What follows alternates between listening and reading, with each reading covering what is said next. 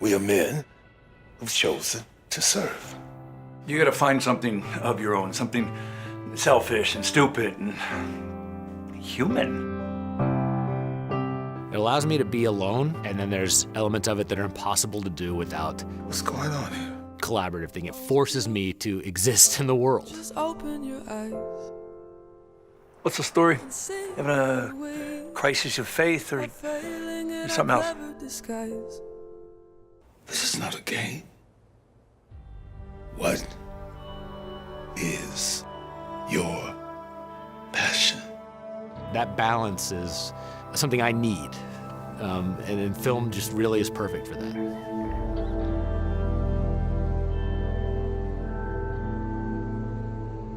In Magnolia, when they all start, the characters, the movie just stops and it becomes like this opera where they're all singing Wise Up by Amy Mann.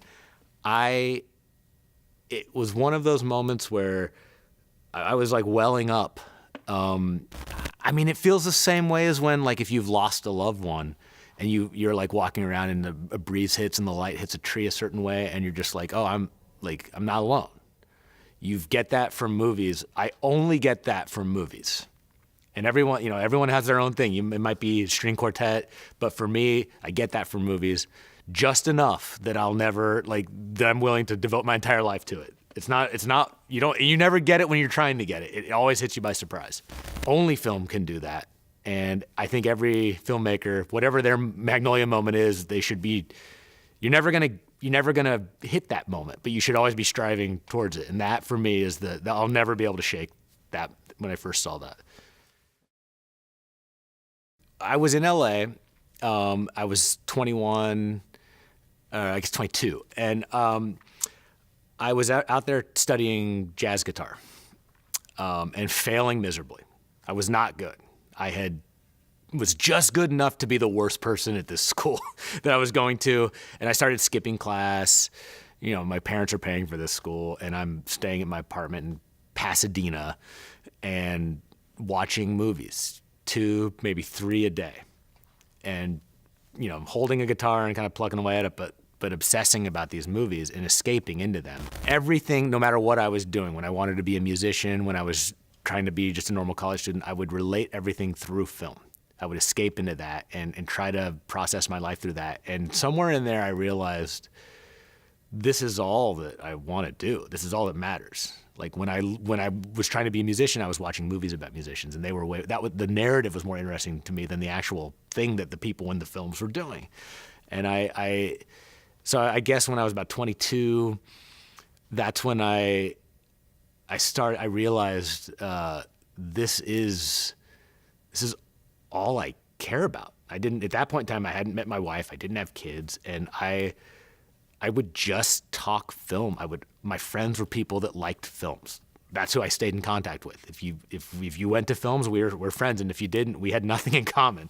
And it just started I saw the world through the filter of film, and I kind of wanted to be a part of that. Salinger, Catcher in the Rye, I know it's cliche, but it's not cliche if you read the book 15 times. It's, I know the word count, 73,404 words.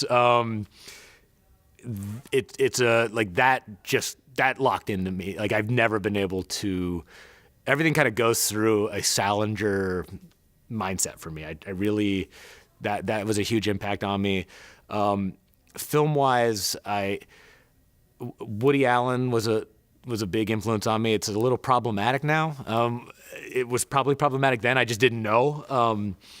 But the American independent film movement of the late 80s through the mid 90s, Jarmusch, Hal Hartley, Eric Schaefer, Spike Lee, Kevin Smith. That was my first immersion into film, and you can only do that first deep dive once, and that leaves a stain on you, and that stain will always be there. I always think of, like, that's what filmmaking is. So I have this independent, like, rebellious thing where I feel like if you're not making movies with that mindset, you're somehow not being pure. And I don't know if that's actually true or not, but they kind of locked that in for me. And then Paul Thomas Anderson really was like, that was what started with Hartley and Jarmusch. Paul Thomas Anderson was kind of the last of that progression, even though his influences are 70s guys. But Paul Thomas Anderson really, I mean, I'm not unique in this, but man, like, he could point a camera at a sock, and it can make you weep. And there's just so few like those directors that a Kubrick or someone where, for some reason, when they point a camera at something, they get more than the rest of us. And so, like, I really am like that. That's sort of always the ghost that you're chasing.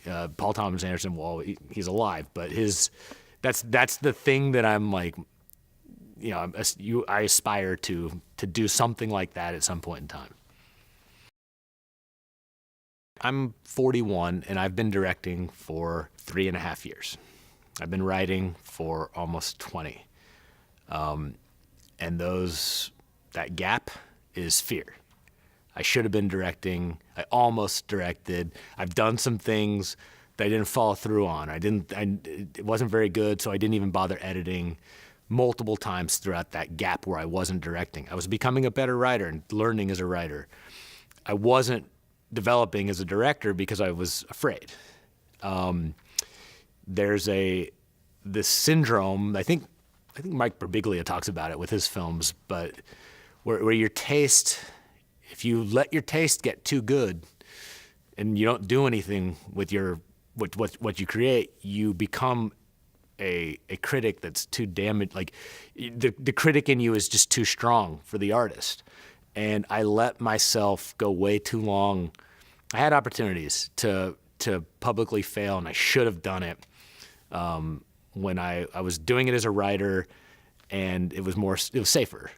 And I was afraid to fail, and I should have been on my, finishing my second feature at 31 and not 41, and the only reason I didn't do that was fear. So I would say failure is going to be there. So just it's easier to fail when there's less at stake and you're more naive. So like embrace that. My hometown has an art house theater, Liberty Hall in Lawrence, Kansas, and that's where I discovered, like, they had a video store that was attached to it, and so they would have sections. They had a Hal Hartley section, a Jim Jarmusch section. Like, they didn't group it by genre, it was by director. And I learned about filmmaking. I got to see movies there, but I also just got at the theater, but then in renting videos and stuff. What's special about the IU Cinema specifically, you can see these films with a sound system, and I've seen my movies all over the country, and this is the best theater that I've seen my movies in. You're not just experiencing the thing, you're experiencing a moment. You get to have a moment with an audience in a place that is like a church-like environment, and you get to really experience what film can and should be in a way that most people are around the country are losing that. It's not, I don't think it's just a nice thing. I think it's a necessary thing, not just for film, but for, to not be too Pollyanna-ish about it. Like, if we need anything that could bring people together, we need it terribly. And what better to gather around for than a great film?